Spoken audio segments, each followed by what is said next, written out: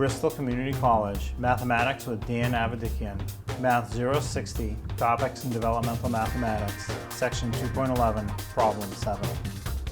This is Section 2.11, Problem 7. It says, what is 4 3/8 divided by 3?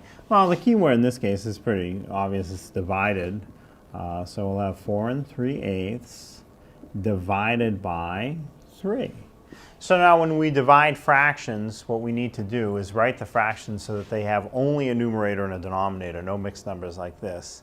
And we want a denominator for the 3. So let me rewrite the problem first before I really start figuring it out. So the first fraction, 4 3/8, I'm going to multiply the denominator times the number in front. So that would be multiplying 4 times 8, which will give me a result of 32. Take that result of 32 and add it to the numerator, 32 plus 3 more.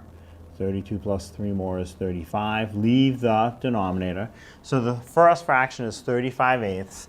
And the 3, I can make it have a numerator and denominator by just putting a 1 under it. So I've rewritten the problem as 35/8 divided by 3 over 1.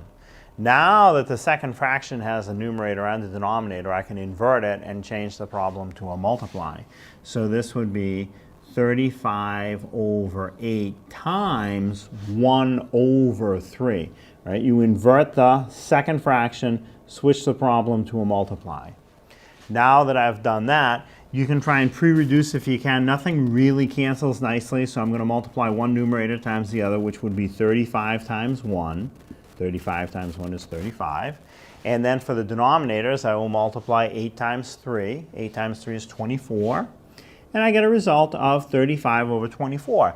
Now, some math teachers would be happy enough leaving it in that form. Notice the numerator is larger than the denominator. That's what we call an improper fraction.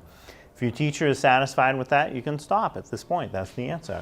Other teachers prefer that you change this to a format something like the 4 3/8 where you have a number with a fraction. That's called a mixed number. So if that's the case, what you want to do is divide. You're going to divide the denominator, in this case 24, into the numerator, which for this problem is 35.